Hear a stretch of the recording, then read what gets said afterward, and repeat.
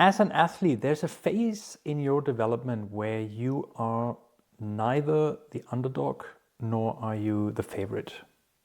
You're not bad anymore, but you are still not elite. And this is actually the phase where most athletes quit. I've seen this plenty of times during my time as a tennis player, as well as a sports performance coach and mental coach nowadays.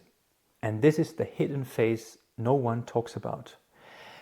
But in case you have the feeling right now you are somehow stuck in your career, in your sports, and you don't make any progress, you have the feeling maybe you're just moving at all, that's exactly this hidden phase. And in today's video I want to have a closer look at this phase, and I would highly recommend that you stay tuned till the end to make sure that you don't quit your career. Stage one of everyone's career mostly is actually you start with something and you make progress. You are motivated, you are on fire, you get compliments from other people, coaches praise you for what you do and how you improve over time. You get your first results maybe in competitions, your first wins, success. So you have the feeling everything is great, it's fantastic, and you are on the way to your peak. But to be honest, progress as a beginner is easy. But then at some point something changes. You see progress is slowing down. Maybe you even have the feeling you're stuck. Coaches don't praise you anymore. People don't recognize you anymore. You lose more often. You're struggling in improving your technique or your tactical abilities. And suddenly it feels like you're paralyzed, you're stuck. But the thing is, you are not failing, but your performance is not exploding either. You're in this in-between phase. It feels like, being pulled in two directions at the same time, but you don't have the feeling you're moving forward. You're not making any progress from your perspective. But that's simply a filter. So let's have a closer look why this phase feels rather uncomfortable. This stage is feeling uncomfortable for one very, very good reason. You don't get any more fueled by external validation. Because when improvement slows down and you're rather stuck, then the applause also fades away. And without applause, most athletes get the feeling they are failing. Maybe they have some questions on their mind like, am I actually good enough? Have I peaked out already? Is this the right thing for me? Maybe I'm burned out. But I can give you a clear answer. No, you have not failed. You're not burned out. And this is probably still the right thing for you. But the things have changed in the meantime. You are just simply entering the part where growth gets quiet. And this is where development becomes internal. And you are not relying, and you don't have to rely, simply on feedback from the outside world. But you also have to realize internal growth doesn't feel exciting. It feels rather lonely even sometimes. So the next phase is when the identity shift is happening. So your old identity more or less is dying. You're not the scrappy underdog, you're not the sunny boy anymore, you're not the fast improver, you're not the one everyone praises. You have to understand that old version of you can't take you to the elite level. Now it's time to transform, and you're forced to become disciplined instead of simply inspired or motivated. It's about discipline now. It's about focus now instead of hype. And it's about being self-driven instead of getting this validation from the outside world. Ooh, you are doing great. I love your game. You are a fantastic athlete. Such a talent. A rising star. Whatever you hear there. And that transition actually can feel sometimes really awkward and uncomfortable. It might even feel like something is wrong, but there's nothing wrong about it. You're simply evolving as a person and as an athlete. And this is crucial if you really want to become an elite athlete. And this is now the most important part of this video. And make sure that you listen closely, because this is where most athletes quit. The problem is that most athletes misinterpret this phase. They might call it boredom, they might call it burnout, they might call it, oh, I lost my motivation, or I don't like this anymore, or I would like to do something else. But what they are actually feeling is this uncomfortable feeling inside, this is going to be tough now. It's not easy anymore. Now I really have to grind now. I have to work for success. I have to work for progress. So they are feeling this resistance to long-term success. They are feeling resistance to long-term discipline. Because this is the phase where training might feel more or less boring, so it's not exciting anymore. It's simply repetitive. And results, they just don't come like super easy. They have to battle, they really have to grind, they have to fight in every single match, in every competition, because the others are also incredibly good competitors on a similar level. So results aren't immediate. And another crucial part is no one is watching anymore. So now it's about doing the stuff without people watching you. You're not playing for the audience. You're not training for the applause. You are training for yourself and for the long-term success and progress. That's what you're training for. But most athletes don't get that in this phase. They have the feeling progress is more like microscopic. So it's tiny steps going forward. And to be honest, I also see this here in my practice.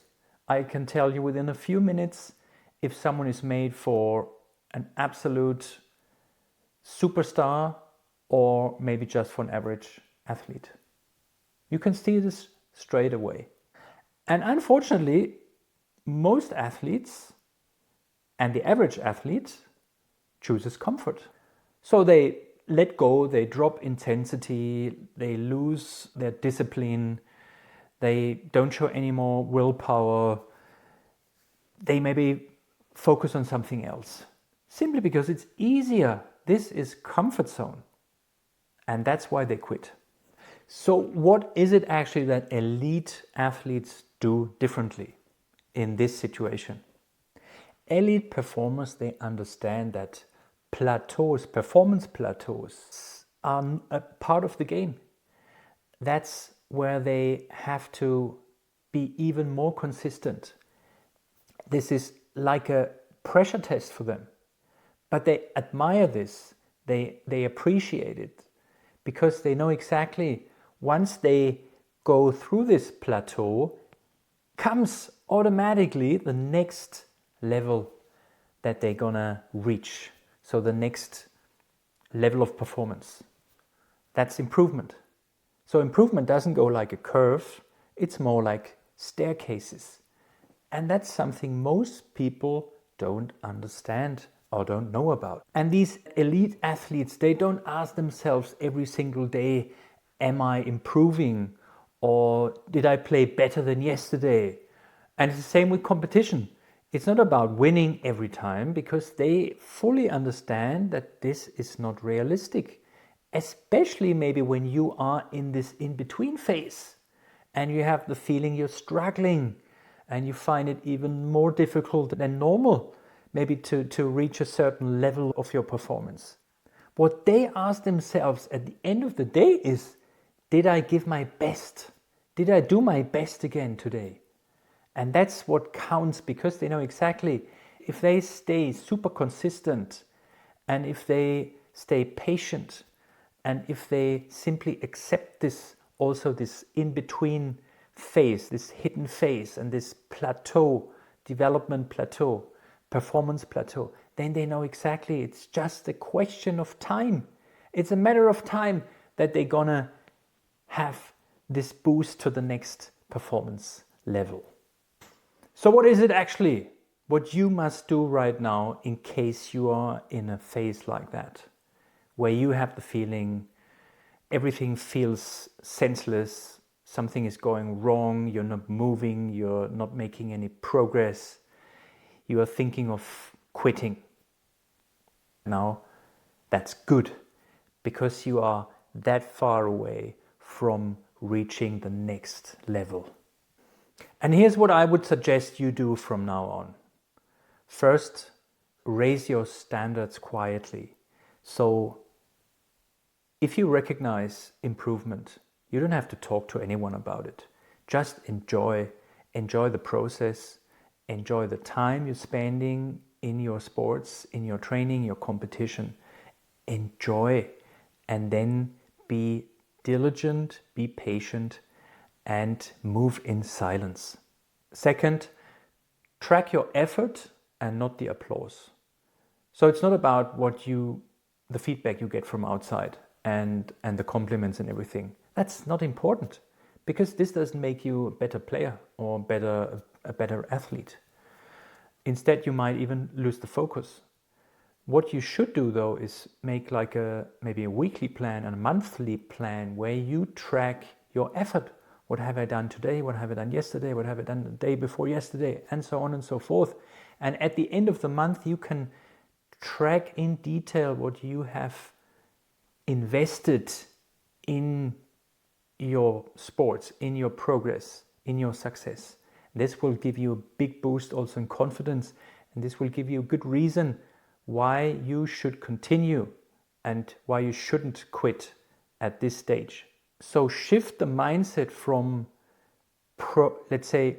making progress every day or every week. This is not realistic. Always understand there is going to be some performance plateaus, and all you have to do is keep on investing, using your energy in working and doing your homework every single day, your exercises, your training, and so on and so forth. Don't expect immediate results. It's simply unrealistic. Stay patient, track your effort, and then move on. Number 3, remove emotional drama from training and competition. Nobody wants to have a drama queen on court or on pitch. Let go of all these emotions. Even if you are super frustrated and sad and maybe disappointed at some point because you simply can't perform the way you want to do, that's okay. Everybody, tell yourself, everyone out there is going through phases like this. You are not the only one on this planet. Everyone is going through these phases. The question simply is, are you tough enough to go through this phase, or are you going to quit? Are you going to be an average athlete, or do you want to be an elite athlete? If you want to be an elite athlete, then it's no question that you're going to continue. But the elite athletes, they are not drama queens. So let go of the drama in training, get your stuff done, shut up, do your stuff, and move on. And number 4, stop explaining your goals to the outside world, to other people. This is simply for you and your core team. For you and the core team, that's important to set goals. But for the outside world, because when you share your goals with everyone around you, more or less, let's say, this can put so much pressure on you, and people will at some point they're gonna say, hey, you told me about your goal that you set 6 months ago. Did you actually achieve it? You didn't, did you? Well, maybe you're not good enough. Maybe you should think about quitting your sport and do something else. So this can be really dangerous. So I would highly recommend, keep your goals, your vision for yourself in here, and in your heart. Share it with your core team if you want to, and that's it. It's for nobody else.